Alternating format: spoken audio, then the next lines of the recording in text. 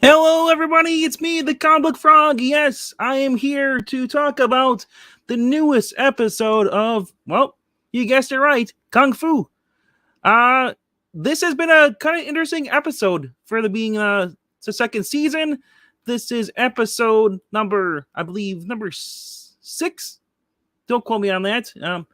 I'm flying solo tonight, so it's gonna be kind of crazy because usually the puppet teen was here with me, but tonight he is off somewhere else on an adventure or sleeping with the fishes. I have no idea, but yeah. So let's jump right into this. This is episode 7, and yeah, it's kind of crazy because a lot of big reveals in this, things that make you question a character that's been on the show for the past couple, well, I guess the past since beginning.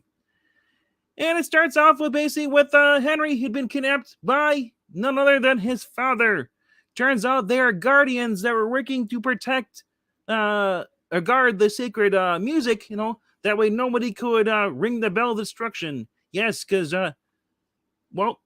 Mr. Tang wants to he wants to basically destroy the world and rebuild it in his image. The guy is crazy. But that's not even the biggest shocking thing.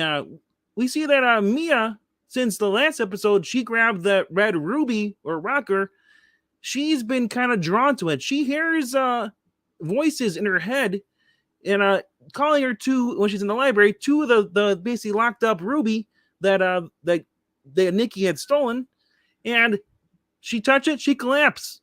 So they bring her. They simply, there's nothing they can do with the help of her brother Ryan. They bring her home and they learn that she's basically in some kind of dream state after doing some research. And in there, we get a vision, basically, which she's warned by Pei Ling, for a late mentor, basically telling her, do not go in this because you don't have to do this. And she goes into basically Mia's dream to help her out. And yeah, inside the dream, she is confronted by Pei Ling, and Pei Ling, and they're watching the birth of the first warrior. Apparently, there was this ancient back in time. There was this lady. Her name was, I think her name was Shell or I'm confused. I get confused with these names a lot of times.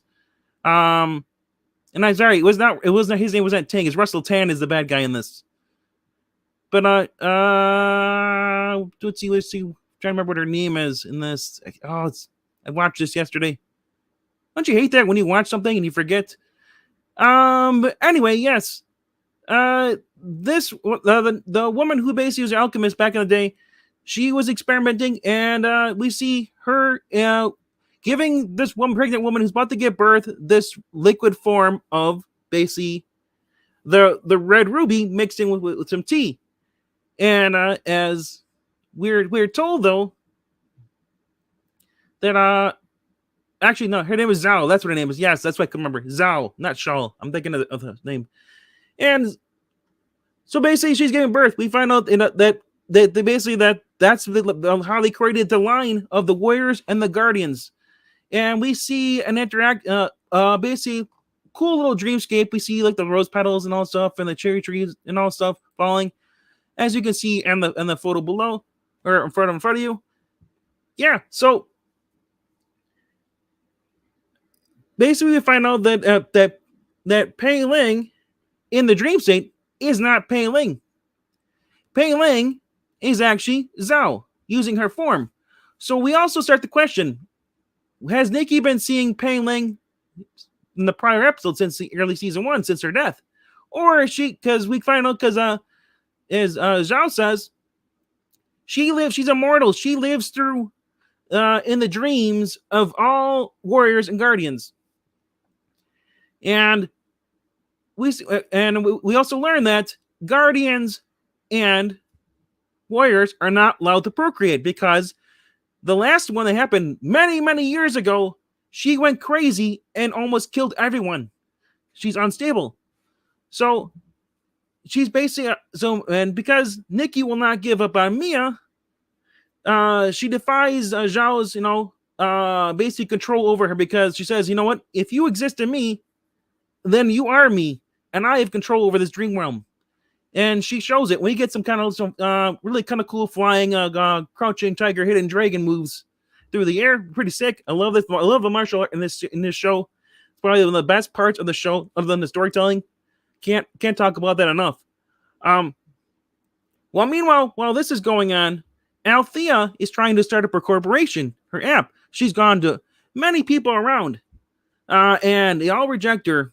When we find out that her former boss, Chase, is still working with her husband's father, and this forces her husband to basically quit his job because he cannot work with his father being corrupt like that.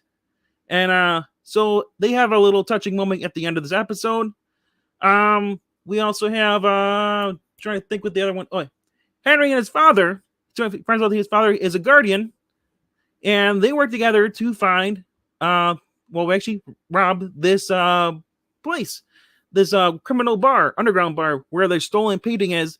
And they learn that in over in Ireland, there's other magic outside. Not there's magic in other parts of the world too, and this magic may be able to nullify the power of the bell.